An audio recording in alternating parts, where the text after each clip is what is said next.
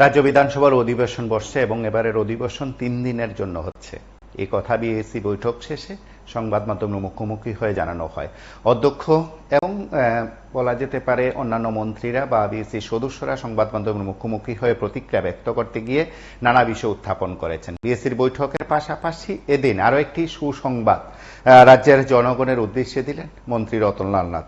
তিনি কি জানালেন? তিনি জানিয়েছেন যে বিধানসভার অধিবেশন চলাকালীন যে ভাষায় বিধায়করা বক্তব্য রাখেন তার অন্য ভাষায় যদি কেউ শুনতে চান তার জন্য যে দোভাষী সিস্টেম চালু করা হয়েছে অন্যান্য বিধানসভাগুলোতে বা লোকসভাতে তো সরাসরি আছে সেগুলো, এবার ত্রিপুরার বিধানসভায়ও তা চালু হতে চলেছে। এবারের আসছে অধিবেশন থেকেই সেখানে বিধায়করা তার যান্ত্রিক পদ্ধতিতে সেখানে তিনি কোন ভাষায় কথা বলছেন, কোন ভাষায় তিনি কথাগুলো শুনতে চান তার জন্য 3টি অপশন রয়েছে। সেই অপশনের মাধ্যমেই সেখানে মূলত এই কাজটা বা এই বিষয়টা তারা উপলব্ধি করতে পারবেন, বিষয়টা বোঝার চেষ্টা করতে পারবেন। সেদিক থেকে যান্ত্রিক পদ্ধতির বিষয়গুলো আজ পরীক্ষামূলকভাবে সেখানে দেখানো হয়েছে, যে দৃশ্য আপনারা দেখছেন। এবং বিধানসভার অধ্যক্ষ, উপাধ্যক্ষ সহ মন্ত্রী রতনলাল নাথ, সুশান্ত চৌধুরী সহ অন্যান্যরা আছেন এবং যে ভাষায় কথা বলছেন তার অন্য কি ভাষায় সেখানে তারা শুনতে চান তাদের পছন্দ মতো তাদের বোঝার সুবিধার্থে সেখানে উদ্যোগ নেওয়া হয়েছে। এবারেই প্রথম ত্রিপুরার বিধানসভায় তা চালু হলো এবং এবারের আসছে অধিবেশনে তা শোনার ব্যবস্থা সেখানে করা হচ্ছে বলে সেখানে জানানো হয়েছে। সংবাদ মাধ্যমের মুখোমুখি হয়ে একদিকে বিএসির বৈঠকের প্রেক্ষাপট, অধিবেশন চলার সময়সীমা, অধিবেশন 3 দিন চলবে বলে জানানো হয় এবং তার পাশাপাশি এই নয়া পদ্ধতিতে বিধায়করা যেভাবে কথা শুনতে পারবেন, একজন বিধায়ক অন্য বিধায়করা যেভাবে শুনতে পারবেন, বা কোনো বিধায়ক যদি তিনি ইংরেজিতে বলেন, কেউ যদি তা ককবরক বাংলায় শুনতে চান তার জন্য তাদের জন্য সেই ব্যবস্থাদি রয়েছে। এবারের অধিবেশন থেকে তা কার্যত লাগু কিংবা কার্যকর হলো বলা যেতে পারে। সেই যান্ত্রিক পদ্ধতির বিষয়গুলো আজ খতিয়ে দেখেছেন তারা। আমরা উভয় দিক থেকে বক্তব্য শুনি এবং রাজ্য বিধানসভার অধিবেশন নিয়ে কি বলছেন, তার প্রেক্ষিতে কি বলছেন, সংবাদ মাধ্যমের মুখোমুখি উভয় দিক থেকে প্রতিক্রিয়া ব্যক্ত করা হয়েছে, তার আমরা অংশ বিশেষ একবার শুনি। মেইন সিদ্ধান্ত হলো বেশি আমরা চেয়েছিলাম সকলে মিলে যে অ্যাটলিস্ট অন্যান্য বার একটু ডিউরেশন বাড়াতে, কিন্তু সকলে মিলে আলোচনা করলো বিরোধী দল সহ, যেহেতু সিচুয়েশনটা কিন্তু ফেভারেবল আমাদের রাজ্যের জন্য, ভয়ঙ্কর বন্যা এবং সব জায়গায় কিন্তু এখন পর্যন্ত বন্যার প্রকোপ কমলেও এখন অনেক মানুষ শরণার্থী শিবিরে আছেন, তাদেরকে সরকার খাওয়া খাদ্যের ব্যবস্থা করছে, চেষ্টা করছে। এমন অবস্থায় যে এটাকে 4 দিন 5 দিন নেওয়াটা সমীচীন হবে না বলে সকলে সহমত পোষণ করেছেন। 3 দিনই হবে, 4, 5, 6। এর মধ্যে ভেরি ফার্স্ট ডে অর্থাৎ প্রথম দিনেই একটা বন্যার উপরে ন্যাচারাল ক্যালামিটিস, বন্যা কিংবা ল্যান্ডস্লাইড সব কিছুর উপরে একটা আলোচনা হবে, বিশেষ আলোচনা হবে প্রথম দিনে এটা। এবং এটাকে এই জন্য হাউসের যে সময় আছে বিকেল 5টা পর্যন্ত তার থেকে সময় বাড়িয়ে দেওয়া হবে। এটা 2-2.5 ঘন্টা হবে, সব প্রয়োজন 3 ঘন্টা হতে পারে, মেনলি বন্যাকে কেন্দ্র করে। 3 দিন হবে, 4, 5, 6। বিল আসার কোন সময় আসবে?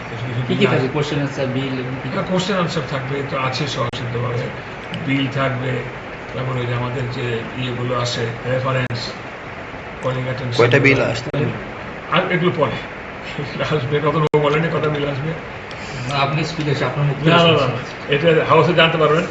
হ্যাঁ আমি বলছি আপনাদের, কিন্তু কি কি বিল আসবে বলবো না, কটা বিল আসছে বলবো। আপনার হয়তো জেনেও গেছেন কিংবা জানবেন।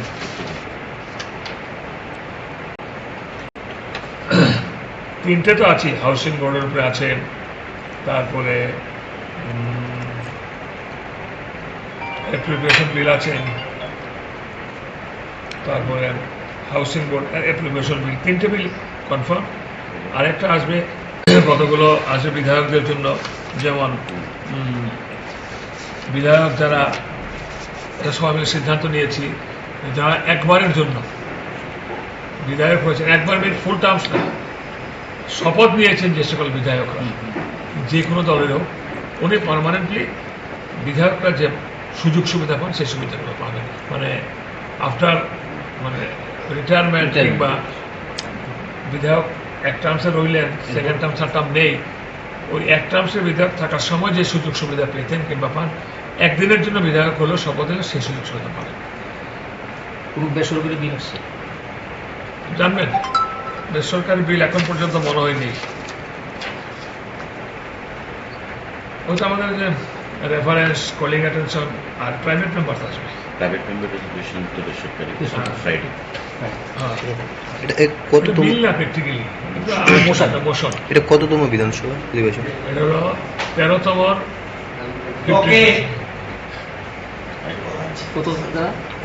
বিধানসভা।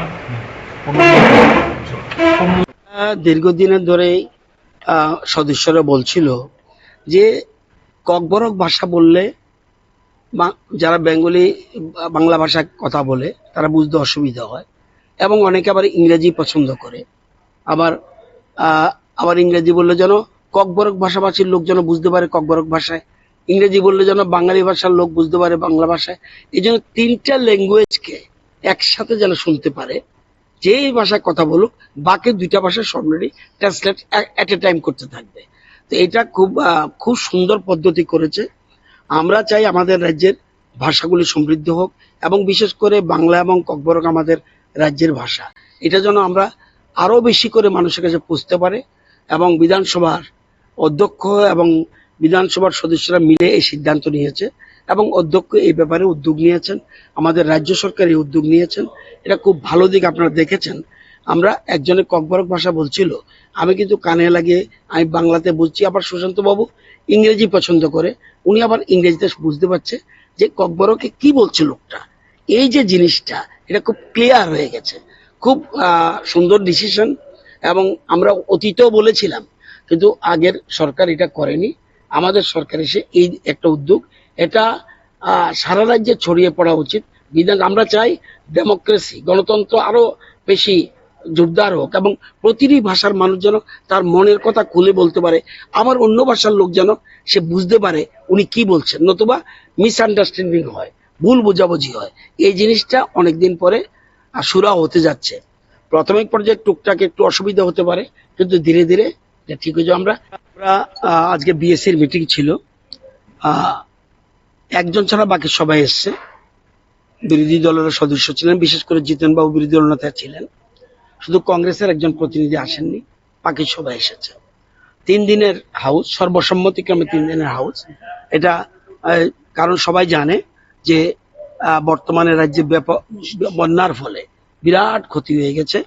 এই ক্ষতির কারণে সবাই বিশেষ জনপ্রতিনিধিরা সবাই মাঠে রয়েছে, তবে সবাই সিদ্ধান্ত নিয়েছে অ্যাসেম্বলি বেশি দিন করার দরকার নেই, আমরা মাঠে থাকা দরকার।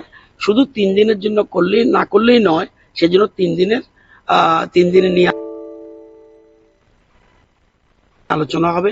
বুধবার, বৃহস্পতিবার, শুক্রবার প্রাইভেট মেম্বারদের রেজলিউশন যেমন থাকবে, আবার বুধবারে ফ্লাড নিয়ে আলোচনা করবে, রুলিং পার্টির লোক আলোচনা করবে, অপোজিশনও করবে। সুতরাং সুন্দরভাবে আমরা যেন আমাদের রাজ্যের সমস্যাগুলি তুলে ধরতে পারে সবাই, এটা নিয়ে আজকে সিদ্ধান্ত হয়েছে।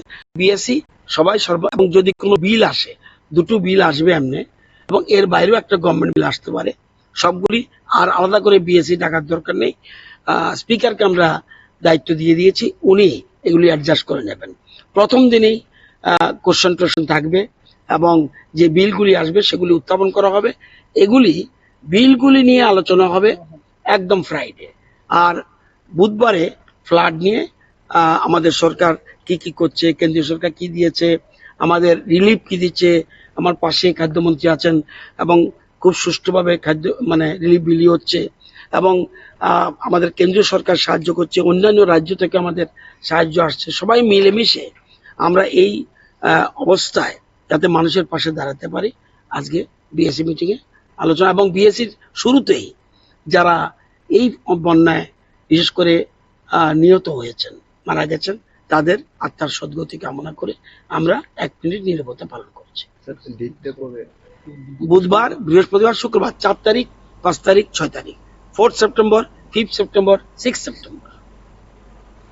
আপনারা শুনলেন বিধানসভায় অধিবেশন কতদিন হচ্ছে এবং অধিবেশনের সময়সীমা, বিস্তৃত বিল কয়টা আসছে, সব মিলিয়ে বলা যেতে পারে সংবাদ মাধ্যমের মুখোমুখি হয়ে প্রতিক্রিয়া ব্যক্ত করেছেন অধ্যক্ষ এবং মন্ত্রী রতনলাল নাথ। তার পাশাপাশি এবারে বিধানসভার অধিবেশনে বিধায়কদের জন্য বিশেষ যে সুবিধা রাখা হয়েছে তার কথাও তারা উল্লেখ করেছেন। আপনারা সঙ্গে থাকুন, দেখতে থাকুন PB24।